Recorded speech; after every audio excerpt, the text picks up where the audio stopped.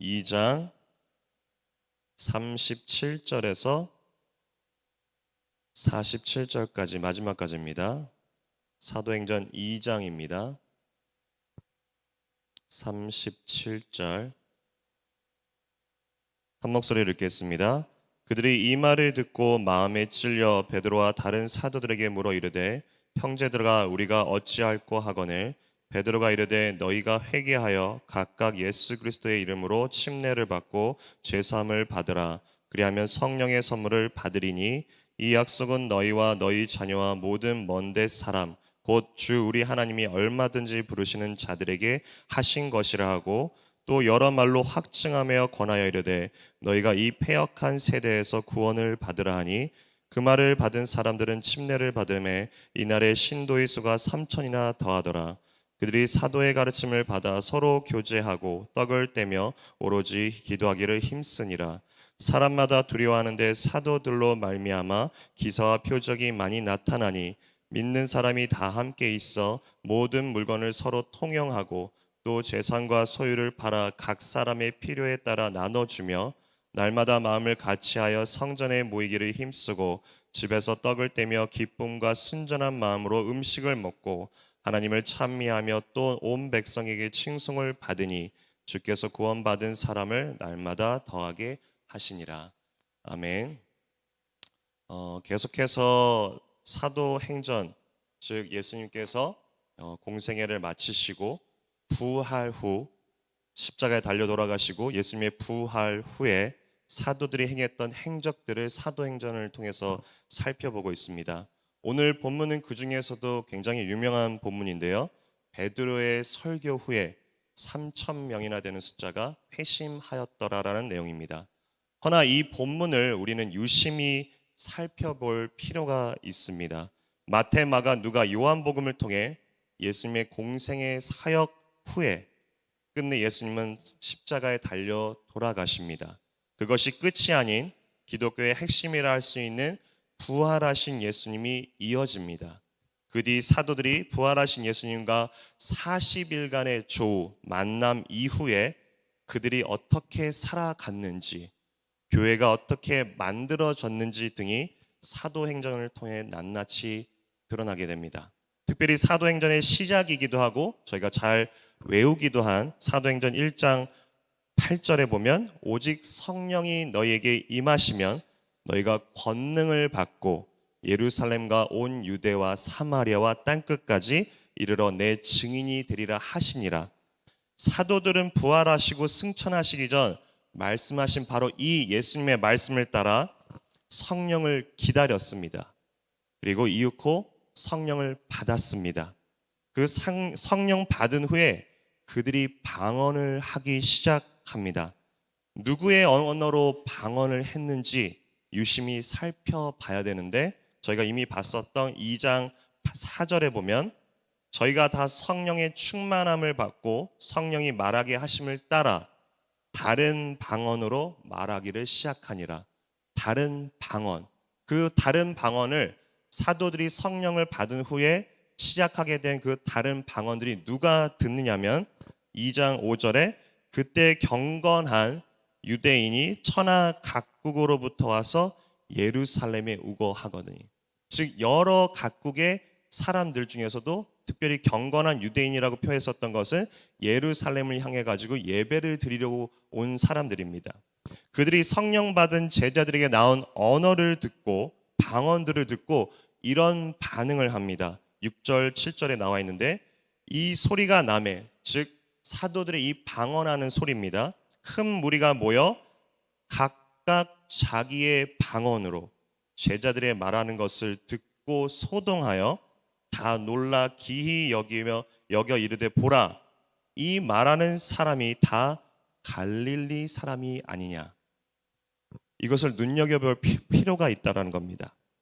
예수님이 오시기 전 구약을 살아가는 사람들에게 구원은 선택받은 사람들에게만 있었다고 여겼습니다. 이스라엘이겠죠.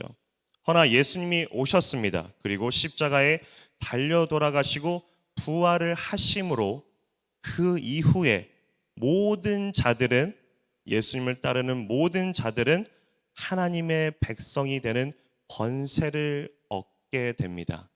그 이야기가 1장 8절에 나와 있는 사마리아와 온 유대와 땅끝까지, 모든 지역까지, 그 시작이 바로 이 마가의 다락방 오순절의 사건이고, 모든 민족과 백성들을 하나님의 자녀로 삼으시려는, 모든 민족, 모든 백성, 모든 사람들을 하나님의 자녀로 삼으시려는 하나님의 뜻은 방언이 터지는 그 순간부터임을 우리는 보게 됩니다.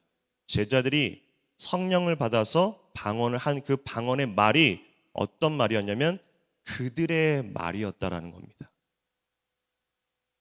방언이 터지는 그 순간부터임을, 하나님의 그 뜻이, 모두를 향한 그 뜻이 어디에 있는지를 우리가 보게 된다랍니다. 제자들도 모르고, 그리고 그곳에 도착한 유대인들도 미처 몰랐던 그들의 언어로 하나님이 말씀하시기 시작합니다. 그들의 언어로. 오늘 본문 또한 베드로의 설교로 인해 3,000명이나 되는 숫자가 회심했다고 생각할 수 있으나 베드로 때문이 아니라는 겁니다. 궁극적으로 베드로의 설교 때문이 아니라는 거죠. 만약에 베드로의 설교가 그러한 영향을 미쳤다라면, 조금만 더 가게 되면 사도행전 7장에 어제 목사님도 언급을 하셨는데 스데반 집사님의 그 설교가 나오죠. 오히려 이 베드로가 지금 했었던 설교보다 더 잘 짜여져 있고요, 더 하나님을, 더 예수님을 더 두드러지게 나타난 설교였습니다. 그가 예수님의 이름을 선포하고 있었던 거죠. 하지만 우리가 잘 알듯이 이 더 잘된 설교라고 느껴지고 있는 스데반 집사의 설교 후에 몇 명이 회심을 했죠? 단 한 명도 없었습니다. 오히려 돌을 들고 그를 쳐 죽였죠. 베드로가 아닌, 스데반 집사님도 아닌, 혹은 예레미야로 넘어가 보자고요. 예레미야 선지자는 말 그대로 하나님의 말씀을 그대로 전한 자입니다. 몇 년 동안이요? 40년 동안. 그대로 스피커처럼 회개하라, 회개하라, 회개하라. 그것을 전한 것이 예레미야 선지자일진데 40년이라는 시간 동안 듣는 자가 거의 없죠. 따라서 베드로의 설교 때문이 아니라는 겁니다. 스데반 집사의 설교 때문도 아니고 예레미야 선지자의 그 외침도 아니죠. 김희 전도사가 왜 이렇게 설교가 은혜가 안 되느냐? 저도 모르죠. 그것은 하나님의 뜻이고 신기이고 신비입니다. 그동안 제한적으로 이스라엘 백성들을 향한 하나님의 구원의 계획이 이제 하나님을 통해, 예수님을 통해 본격적으로 모두를 향해 펼쳐가는 것을 보게 됩니다. 오늘 본문 첫 소절에도 그것이 밝혀지고 있는 거죠. 오늘 본문에도 보면 그들이 이 말을 듣고 마음에 찔려, 즉 이 말이라 하면 바로 앞절에 있는 예수님이, 너희가 못 박은 예수님이 바로 하나님의 아들이라는 그 사실을 이야기하는 겁니다. 그것을 통해서 드디어 본격적으로 예수님의 그 죽으심과 십자가에 달려 돌아가심과 부활하시고 승천하심을 인해 가지고 이제 본격적으로 예수님을 통해 방언이 시작이 그러했듯이 모두를 향해서 하나님의 계획이 펼쳐지고 있는 거라는 겁니다. 그것은 어느 누구 개인의 제한된 조건으로 구원의 통로가 열려지는 것이 아니라 사람의 조건이 아닌 하나님이 태초 전부터 계획하신 부분이라는 겁니다. 하나님이 개입하십니다. 우리의 조건이 아니고 당신의 조건이 아닙니다.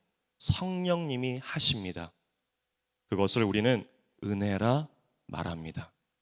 은혜를 입게 된 그들의 반응이 곧 오늘날 교회의 반응이 되어야 할진데, 그것은 오늘 본문 42절 이후에 보이는 사도들의 가르침을 받아 서로 교제하고 떡을 떼며 기도하기를 힘쓰고 모이기를 힘쓰는다는 등의 그 교회다운 모습들은, 이러한 모든 것의 관점은 베드로의 설교나 그 후에 벌어진 사람들의 반응이 아닌 이것을 가능케 한 예수 그리스도의 보혈이며 그 하나님의 뜻을 방언이 터지는 그 순간부터 우리들에게 깨닫게 하셨다라는 겁니다.